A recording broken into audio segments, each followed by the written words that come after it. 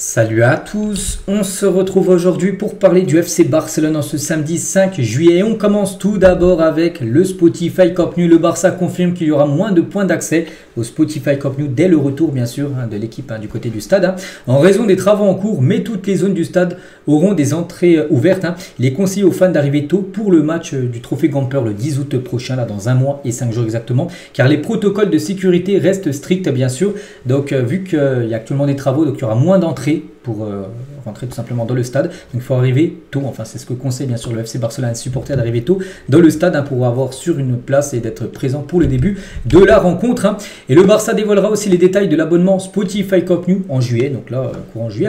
Donc les fans munis d'un laissez-passer pour Montjuïc des 2 dernières saisons sont assurés d'avoir des places. En gros ceux qui ont eu l'abonnement au stade Montjuïc, les gars sont sûrs d'avoir des places pour le stade parce qu'ils sont prioritaires, ils ont suivi le Barça même pendant 2 ans du côté du stade Montjuïc, donc seront prioritaires pour prendre des abonnements du côté du Camp Nou. Le nouveau système permettra de sélectionner des zones et non des sièges fixes et d'utiliser des loteries si la demande dépasse la disponibilité. S'il y a trop de demandes, en gros ça se fera tirage au sort pour savoir qui aura son abonnement bien sûr du côté du Camp Nou, parce qu'oubliez pas qu'il est toujours en travaux, il sera fini à l'heure de l'été 2027, donc dans 2 ans 100% quand il sera comme ça bien sûr le stade, mais là il va arriver avec une jauge réduite à normalement 50 000 places, 50-60 000 places, je crois que ça sera le cas là pour le retour bien sûr le retour dans le stade là d'ici quelques semaines. Concernant la nouvelle saison, c'est que le calendrier a été dévoilé et voici les 20 clubs on sait de la Liga pour la saison prochaine, mais surtout ce que je voulais vous montrer c'est la carte de l'Espagne où se situent bien sûr ces équipes. Donc on peut voir il y en a beaucoup sur la côte est, il y a le Barça bien sûr, il y a l'Espagnol Barcelone, il y a Girona juste au-dessus, il y a Villarreal également. On peut voir également il y a quelques clubs en plein milieu du côté de Madrid, donc le Real Madrid, l'Atlético, Retafe et Rayo Vallecano sont que des clubs bien sûr, soit de Madrid même ou soit dans la banlieue madrilène. Il y a quelques clubs dans le nord de l'Espagne, c'est vrai que il y a le rayon Real après, enfin le rayon Madrid, et autour il n'y a rien. Puis après c'est sur les côtes en gros, surtout du côté de la Catalogne où il y a pas mal d'équipes bien sûr. Donc voilà où se situent bien sûr les équipes pour la nouvelle saison de Liga. Un nouveau changement de règle aussi de la RFEF empêche le Barça d'affronter le Real Madrid, l'Atlético Madrid et Bilbao en Coupe du Roi avant les quarts de finale. Donc ces équipes de Supercoupe feront l'objet d'un tirage au sort séparé d'ici là et devront affronter des équipes de niveau inférieur en tant que visiteurs.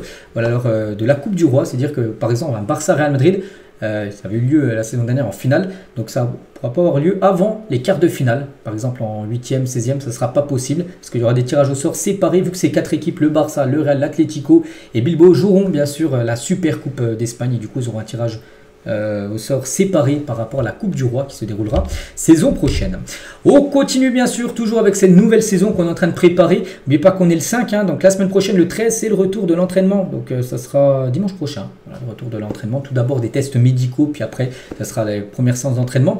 Donc l'effectif prévu de Barcelone pour cette saison, donc pour l'instant les gars c'est ça l'effectif. Donc on peut voir à chaque fois, par exemple Koundé, on peut voir 3 bonhommes orange, c'est les 3 joueurs en gros qui peuvent jouer défenseur droit. Donc Koundé, Eric Garcia et Torfort peut occuper aussi une poste de latéral droit. Au poste de gardien de but, Juan Garcia, tiens, on va parler juste après, avec Ter Stegen et Chesney pour l'instant. Donc Araujo et Cubarsí en défense centrale, mais aussi Nigo et Christensen. Donc bon, je ne vais pas tout citer, mais on peut voir chaque poste qui peut être une doublure, qui peut être même un 3e choix. À noter qu'il y a des postes où il y a seulement un joueur. Lamine Yamal, les gars, il est tout seul. Lamine Yamal est tout seul, ailier droit. Il n'y a pas d'autre ailier droit du côté de cette équipe. Voilà, c'est vrai que là, on voit il y a des postes, il faut renforcer quelques postes, bien sûr, dans cette équipe.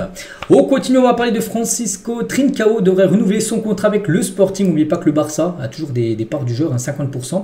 Donc le Barça espère obtenir de l'argent de sa vente, car il possède toujours 50% de ses droits de joueur. Et du coup, s'il n'est pas vendu, le Barça ne reçoit rien parce que le joueur va prolonger du côté du Sporting. Et le Barça a préféré qu'il parte, comme ça s'il serait vendu 20 millions d'euros, le Barça va récupérer la moitié. Et du coup il reste une année de plus du côté du Portugal. On continue avec la nouvelle recrue Juan Garcia qui a fait sa première interview en tant que nouveau joueur bien sûr de Barcelone. Je suis prêt à me battre pour ma place dans l'équipe. Si cela ne tenait qu'à moi, je commencerai à m'entraîner dès demain. Bon, ça sera la semaine prochaine, bien sûr, le retour à l'entraînement. Donc, j'étais totalement convaincu que venir au Barça était le pas que je devais franchir pour passer un palier dans sa carrière. C'est quand tu passes de l'Espagnol Barcelone, une équipe qui joue le maintien à chaque saison, une équipe comme le FC Barcelone, bon, club rival de l'Espagnol, mais club qui qui joue bien sûr les premiers rôles en Liga, qui remporte même la Liga là, il y a quelques semaines, qui va jouer encore les premiers rôles de la Ligue des Champions saison prochaine. Donc oui, c'est un sacré palier bien sûr dans sa carrière. Hein. J'espère que c'est le début d'année pleine de titres et de succès. Ben, oui, il y a des chances. Hein. Donc actuellement, c'est l'un des meilleurs projets dans le monde du football. Hein. Je suis chez moi, je pense que c'est une équipe qui se bat pour tout aujourd'hui, à la fois en raison de la qualité de l'équipe et de la structure qui a été créée autour bien sûr du FC Barcelone, avec la structure aussi la Masia, hein, qui est le poumon bien sûr de cette équipe Blaugrana. Hein. Donc j'étais tellement enthousiaste à l'idée de participer à un projet de cette ampleur, et quelle meilleure façon que de l'avoir chez moi, parce que il habitait à Barcelone, hein. Il jouait à l'Espagnol Barcelone, donc pour lui c'est pas il quitte pas Barcelone pour aller en Angleterre, non, il quitte Barcelone pour rester à Barcelone, mais il change de club de Barcelone en gros, hein. Donc pour lui c'est parfait de changer de club, mais de rester bien sûr dans sa ville de Barcelone, toute sa famille, hein. Donc les jours avant la signature, il a dit je ne voulais pas trop m'éparpiller, je voulais rester complètement concentré, mais ensuite c'était des jours et des semaines intenses, hein. Je me suis beaucoup consulté, j'ai parlé à mes proches, à ma famille pour savoir s'ils faisaient le bon choix, hein, de partir de l'Espagnol pour rejoindre le FC Barcelone. Bon, je pense que toute sa famille, il n'a pas dit, mais je pense que tout le monde lui a dit oui, ouais, c'est une opportunité en or de rejoindre un club comme le FC Barcelone, hein. Donc c'était un peu compliqué les jours avant mon arrivée, j'avais des sentiments mitigés, mais comme je l'ai dit, hein, j'étais très convaincu et très heureux de prendre cette décision. C'est une équipe très jeune et je pense que cela va beaucoup m'aider à m'adapter et à m'intégrer en douceur. En plus, il connaît quand même quelques joueurs, déjà il parle espagnol, parce qu'il aurait pu être une autre nationalité, ça aurait été un peu compliqué. Déjà les premiers dialogues, il connaît déjà en plus quelques joueurs, donc c'est pour ça on pense que ça va très bien se passer, son adaptation. Et même si la saison a été bonne, hein, je suis une personne stricte avec moi-même et je cherche toujours à m'améliorer. Je vois donc qu'il y a toujours place à l'amélioration. Il sait qu'il y a une marge de progression bien sûr qu'il pourra peut-être atteindre et travailler, hein, bien sûr du côté du club, hein. Et aujourd'hui je suis très enthousiaste à l'idée de relever ce nouveau défi. Je sais que ça sera un style complètement différent de ce quoi je suis habitué, parce qu'à l'Espagnol, et ben souvent ils sont dominés, l'Espagnol Barcelone, hein, souvent ils n'ont pas le ballon, ils concèdent beaucoup d'occasions, que là maintenant ça va être un nouveau style. Et là au lieu d'avoir peut-être 20 tirs, enfin peut-être 10 tirs cadrés, peut-être il y en aura 2-3, c'est là qu'il aura peut-être moins de boulot, mais il faudra qu'il soit très concentré tout au long du match, parce que là ça va moins subir, hein, l'équipe du FC Barcelone, hein. Tout ce à quoi je pense maintenant, c'est au premier jour au Sport City, donc au centre d'entraînement, le jour où j'enfilerai mes chaussures et mes gants et commencerai à m'entraîner, hein, du côté bien sûr du club, hein. Et je suis très enthousiaste à l'idée de donner tout ce que je peux. C'est à l'entraîneur de décider, mais je suis prêt à disposer, à jouer, et si on me donne l'opportunité. Mais bon, s'il est venu au Barça, c'est qu'il a des garanties bien sûr. Deco lui a dit que normalement, enfin c'est pas normalement, qu'il sera le numéro 1. Hein, il garde le niveau qu'il a à l'Espagnol Barcelone, il n'y aura pas de souci, ce sera le numéro 1 la saison prochaine. Et concernant Ter Stegen, parce que Ter Stegen, on sait que lui, bon, c'est un peu compliqué, il va perdre sa place, hein, il l'a déjà perdu. Il me semble, un journaliste il a dit, hein, par rapport au futur de Ter Stegen, il me semble très étrange que Manchester City, un club comme City, hein, ne s'en prennent pas à Ter Stegen. Pourquoi ils ne sont pas intéressés par lui? De toute évidence, il serait bien meilleur par rapport à Ederson, un cas déçu. En plus, Ederson, lors du match, là, il y a quelques jours, ils ont perdu à City 4-3 contre Al Hilal. Il n'a pas fait beaucoup d'arrêts, Ederson, et c'est que peut-être City pourrait peut-être penser à chercher un nouveau gardien. Et ben pourquoi pas Ter Stegen, ça arrangerait tout le monde, hein. Voilà, le Barça de laisser filer Ter Stegen, comme ça tu n'as plus le salaire bien sûr du joueur à payer.